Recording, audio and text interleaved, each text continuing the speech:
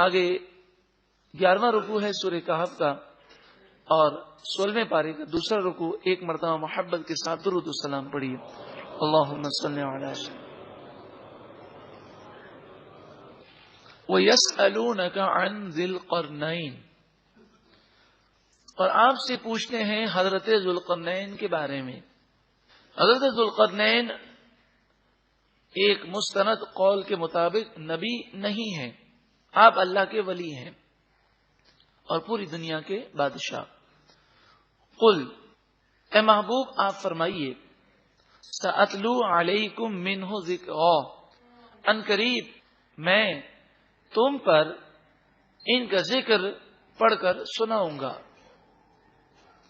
انا، بے شک ہم نے مکننا لہو فی الارض، حضرت ذوالقرنین کو زمین میں بہت زیادہ قوت عطا فرمائی. وآتیناہ من کل شیء سببا، اور ہم نے انہیں ہر چیز میں سے سامان دیا.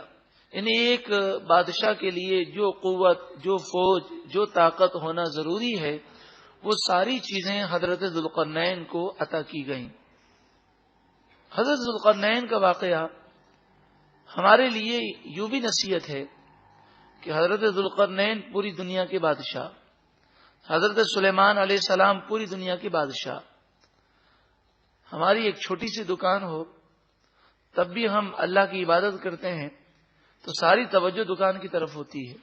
آپ سوچیں جو پوری دنیا کا بادشاہ ہو، لیکن اس کے باوجود حضرت خضر، حضرت ذوالقرنین، حضرت سلیمان علیہ السلام، حضرت موسیٰ علیہ السلام، اللہ کے نیک بندوں اور نبیوں کے واقعات پڑھیں تو کوئی کاروبار، کوئی ان کا سودا انہیں اللہ کی یاد سے غافل نہیں کرتا.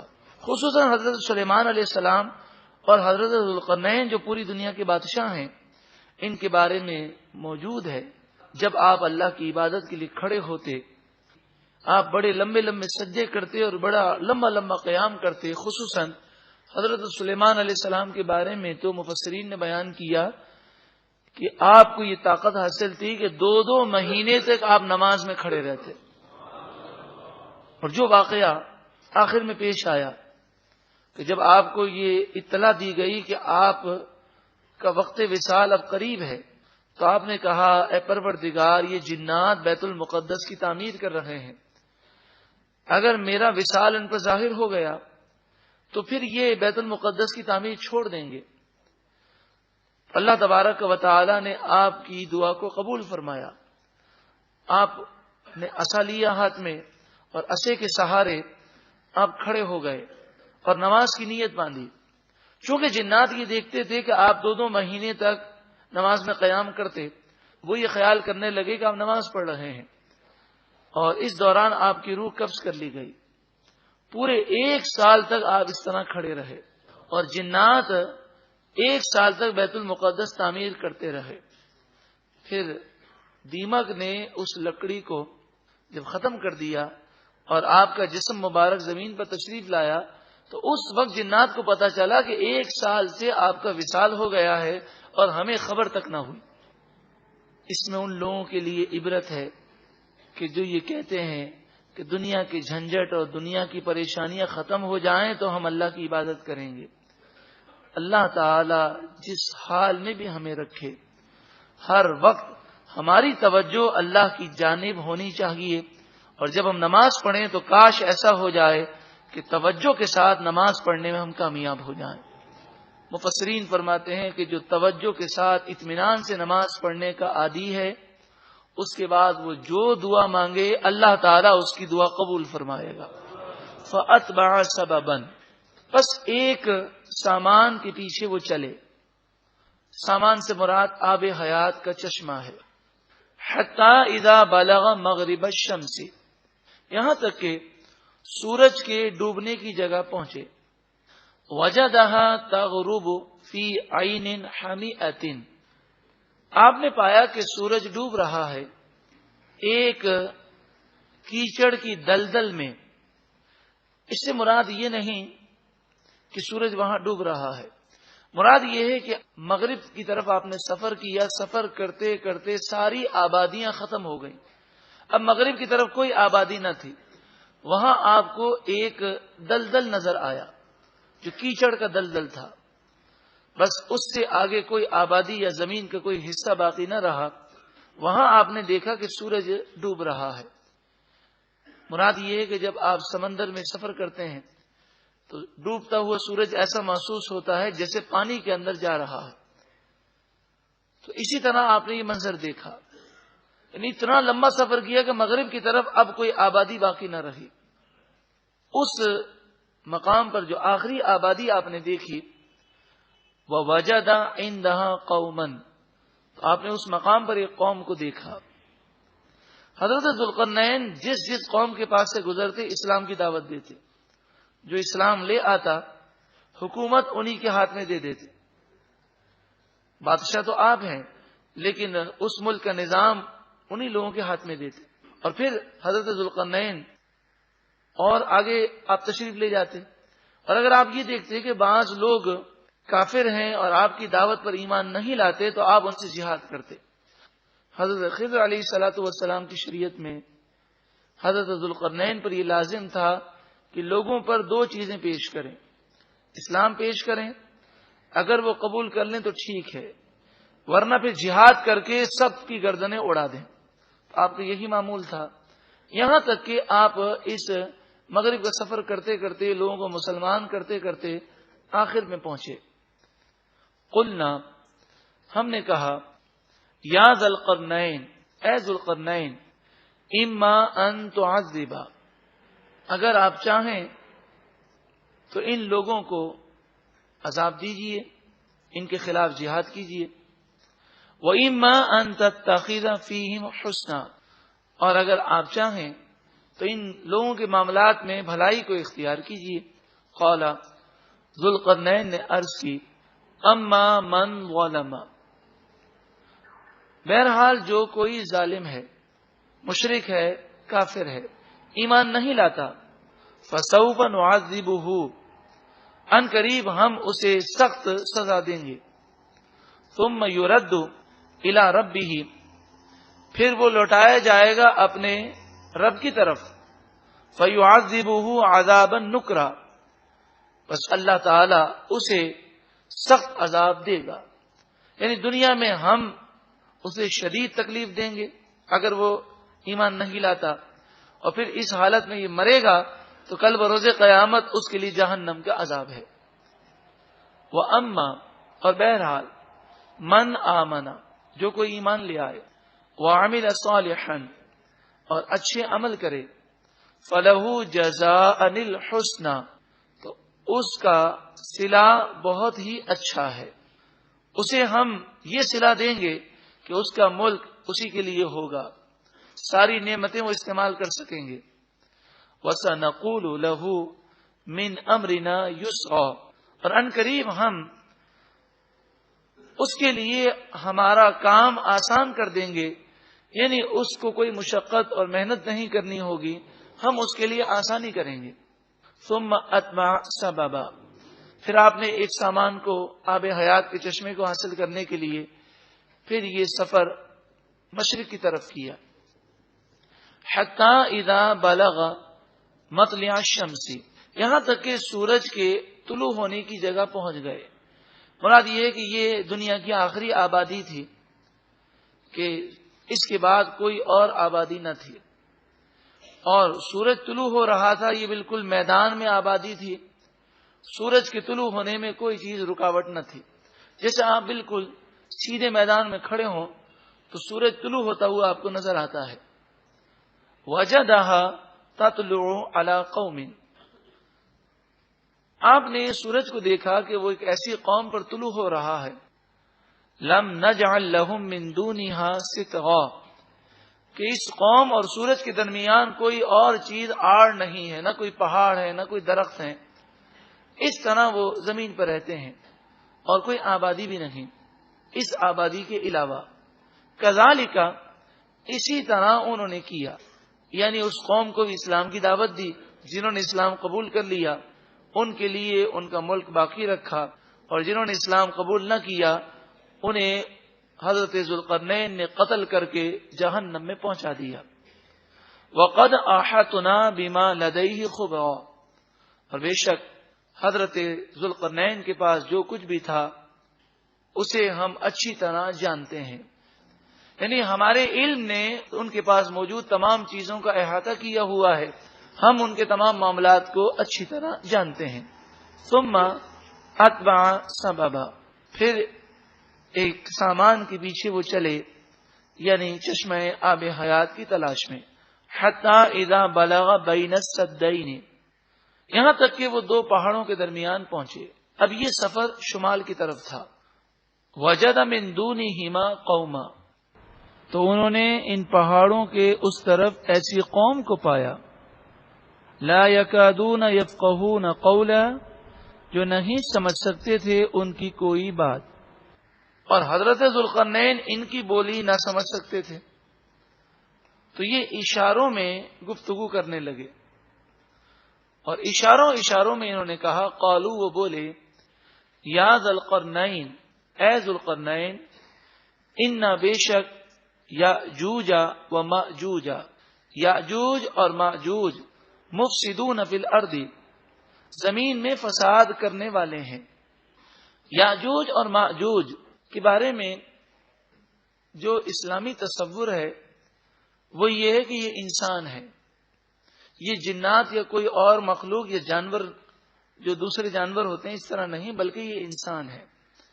اور حضرت نوح علیہ السلام کے بیٹے یافس کی اولاد میں سے ہیں، یافس بن نوح کی اولاد میں سے ہیں. یہ بہت زیادہ لمبے چوڑے اور پہاڑوں میں رہنے والے جیسے جنگلی لوگ ہوتے ہیں اس طرح کے لوگ ہیں. یہ بچھو بھی کھا جاتے ہیں، سانپ بھی کھا جاتے ہیں، کیڑے مکوڑے بھی کھاتے ہیں، انسانوں کے خون کو چوس لیتے ہیں، اور بہت زیادہ کھانے اور پینے والے لوگ تھے، اور ان کی تعداد بھی بہت زیادہ تھی. اب مسئلہ یہ تھا کہ چاروں طرف پہاڑ تھے، صرف ایک جگہ تھی پہاڑوں کے درمیان جہاں سے یہ لوگ آتے تھے. چاروں طرف بڑے اونچے اونچے پہاڑ تھے. ان پہاڑوں کے غاروں میں، یہ پہاڑ جو میلوں تک پھیلے ہوئے تھے، ان پہاڑوں کے غاروں میں وہ رہتے. اور سال میں ایک موقع ایسا آتا کہ وہ ان پہاڑوں کے غاروں سے نکلتے اور پھر اس ایک راستے سے نکل کر وہ پھیل جاتے، لوگوں کا خون پی جاتے، قتل و غارت گری کرتے، اور جو کچھ لوگوں کے پاس ہوتا وہ لے کر غاروں میں چلے جاتے. پھر 6 مہینے تک، بسا اوقات 1 سال تک وہ غاروں میں رہتے، اور جو وہ لے گئے تھے اس سے وہ گزارا کرتے. پھر اس کے بعد دوبارہ یہ نکلتے. ان لوگوں نے کہا ایک راستہ ہے جہاں سے یہ لوگ آتے ہیں، باقی چاروں طرف اتنے اونچے اونچے پہاڑ ہیں جس پر وہ چڑھ نہیں سکتے. آپ اگر یہ راستہ بند کر دیں اور کوئی دیوار بنا دیں تو یہ میلوں پھیلے ہوئے پہاڑوں میں قید ہو جائیں گے اور ہمیں تنگ کرنے کے لیے نکلیں گے نہیں. فہل، پس کیا، نجعل لک خرجا، ہم آپ کے لیے مال جمع کریں، الا ان تجعل بیننا و بینہم سدا، کہ آپ ہمارے اور ان کے درمیان کوئی دیوار بنا دیں. سدا کے معنی دیوار. قال، حضرت ذوالقرنین نے فرمایا، ما مکنی فیہ ربی خیر، میرے رب نے مجھے جو دیا ہے وہ بہتر ہے، مجھے تمہارے مال کی ضرورت نہیں ہے. فاعینونی بقوہ، تم طاقت سے میری مدد کرو، یعنی محنت مزدوری کے کام کرو، اور جو میں تمہیں کہتا ہوں وہ تم کرو، باقی تمہارے مال کی مجھے ضرورت نہیں ہے. اجعل بینکم و بینہم ردما، تو میں تمہارے اور ان کے درمیان ایک آڑ بنا دوں گا. ردما کے معنی دیوار، آڑ. پہلے تو آپ نے اپنی فوج کو حکم دیا، وہ لوہے کے تختے لے کر آئے. پھر آپ نے ان لوگوں سے کہا کہ اب یہ لوہے کے تختے ایک دوسرے کے اوپر رکھنا شروع کرو. آتونی، میرے پاس لے کر آؤ، زبر الحدید، لوہے کے تختے.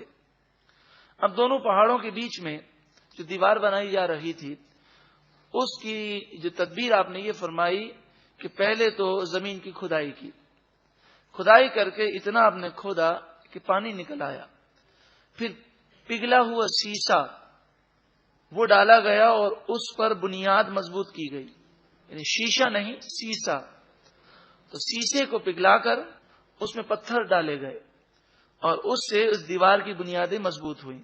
پھر یہ پتھر آپ اوپر لے کر آئے اور پھر آپ نے ان پتھروں کے ساتھ لوہے کے تختوں کو جوڑ دیا۔ اب ان لوہے کے تختوں کو بلند کرنا شروع کیا، یہاں تک کہ ان لوہے کے تختوں کو پہاڑوں کے برابر آپ نے کر دیا۔ ہر تختے کے درمیان لکڑی کے تختے رکھے گئے تاکہ جب آگ لگے تو بیچ کی جو لکڑی ہے وہ جل جائے اور اس سے لوہے کے کنارے پگھل جائیں، اور پھر لوہے کے کنارے جو پگھلے ہیں تو دو تختوں کے کنارے جب پگھلے ہوئے ہوں گے تو آپس میں یہ جوائنٹ ہو جائیں گے، اس طرح یہ پوری ایک لوہے کی دیوار بن جائے گی۔ یہ آپ نے حکمت عملی اختیار فرمائی کہ لوہے کے تختوں کے بیچ میں جب لکڑی ہے وہ جلے گی تو اس سے لوہے کے کنارے پگھل جائیں گے، اور پگھل کر جب لکڑی تو جل کر راکھ ہو جائے گی تو دونوں کنارے آپس میں ٹکرائیں گے اور پھر یہ دونوں جڑ جائیں گے، اور جب یہ جڑ جائیں گے تو اس طرح تختے جڑنے سے پوری ایک لوہے کی ایک دیوار تیار ہو جائے گی۔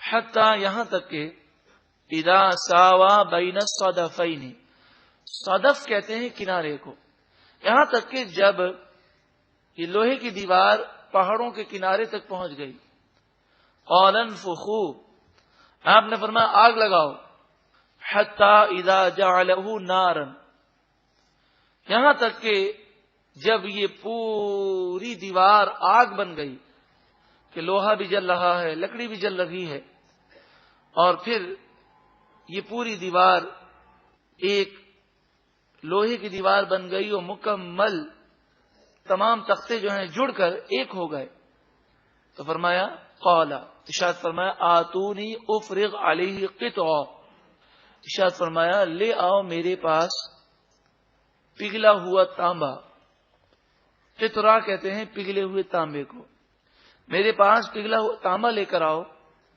افرغ تاکہ میں انڈیلوں، علیہ اس دیوار پر، قطرہ پگھلا ہوا تانبا۔ اب یہ لوہے کی دیوار جس پر تانبا چڑھا دیا گیا، فَمَسْطَاعُوا أَن يَظْهَرُوهُ، پس یہ اس پر غالب ہونے کی طاقت نہیں رکھیں گے، یعنی یاجوج اور ماجوج اس دیوار پر غالب نہیں آ سکیں گے، چڑھ نہیں سکیں گے۔ وَمَا اسْتَطَاعُوا لَهُ نَقْبًا، نقب کہتے ہیں سوراخ کرنا، اور وہ اس دیوار میں سوراخ بھی نہیں کر سکیں گے۔ قال ھذا رحمۃ من ربی، آپ نے فرمایا یہ میرے رب کی رحمت ہے۔ فَإِذَا جَاءَ وَعْدُ رَبِّي، یہ دیوار کب توڑیں گے؟ یہ قرآن کی آیت اس سی ڈی کا رد ہے کہ جس میں قرآن کے تاریخی مقامات دکھاتے ہوئے بے شمار غلطیاں کی گئی ہیں۔ ایک غلطی یہ بھی ہے کہ ایک ٹوٹی ہوئی دیوار دکھاتے ہیں اور کہتے ہیں یہ حضرت ذوالقرنین کی بنائی ہوئی دیوار تھی جو ٹوٹ گئی۔ یہ دیوار نہیں ٹوٹی، اس لیے کہ یہ جب ٹوٹے گی تو یاجوج ماجوج دنیا میں آ کر فساد کریں گے۔ نبی اکرم صلی اللہ علیہ وآلہ وسلم کی حدیث بھی اس سی ڈی کی مذمت کرتی ہے کہ حضور اقدس صلی اللہ علیہ وآلہ وسلم نے فرمایا کہ قرب قیامت میں یاجوج ماجوج یہ دیوار توڑنے میں کامیاب ہوں گے۔ فَإِذَا جَاءَ وَعْدُ رَبِّي، پھر جب میرے رب کا وعدہ آئے گا، یعنی قیامت قریب آ جائے گی، جَعَلَهُ دَكَّا، اللہ تبارک و تعالی اس دیوار کو ریزہ ریزہ کر دے گا۔ اس کا سبب یہ ہوگا کہ یہ لوگ روزانہ توڑتے ہیں، اور جب آپ جانتے ہیں کسی دیوار کو توڑنے کے لیے اس کی بنیادوں کو کھودا جاتا ہے، تو جب یہ توڑنے کے قریب ہو جاتے ہیں تو تھک جاتے ہیں اور کہتے ہیں کہ کل اسے دوبارہ ہم توڑ دیں گے۔ جب کل آتے ہیں تو اللہ کے حکم سے وہ دیوار دوبارہ مضبوط ہو جاتی ہے بلکہ حدیث پاک میں فرمایا کہ وہ پہلے سے زیادہ مضبوط ہو جاتی ہے. لیکن جب قرب قیامت ہوگا تو ان میں سے کوئی کہے گا اگر اللہ نے چاہا تو ہم اس دیوار کو توڑ دیں گے. پھر کل ایسا ہوگا کہ وہ آئیں گے تو جتنا انہوں نے توڑا ہوگا اتنا باقی رہے گا. دیوار دوبارہ مضبوط نہیں ہوئی ہوگی, وہ توڑنے میں کامیاب ہو جائیں گے, یاجوج ماجوج نکل آئیں گے. ارشاد فرمایا وَكَانَ وَعْدُ رَبِّي حَقًّا, اور میرے رب کا وعدہ ضرور سچا ہے. وَتَرَكْنَا بَعْدَهُمْ يَوْمَئِذٍ يَمُوجُ فِي بَعْضٍ, اور ہم اس دن انہیں نکالیں گے, چھوڑیں گے اس دیوار سے. یہ موجوں کی طرح چل رہے ہوں گے. یموج فی بعض یعنی ایک موج دوسرے موج میں جیسے گھستی ہے. تو آپ نے دیکھا ہوگا کہ بہت سارے لوگ اگر نکل رہے ہوں تو ایسا لگتا ہے جیسے سمندر بہ رہا ہو. تو اس طرح یہ دیوار سے نکلیں گے. کب نکلیں گے؟ قرب قیامت. وَنُفِخَ فِي الصُّورِ, پھر کچھ ہی عرصے کے بعد سور پھونکی جائے گی.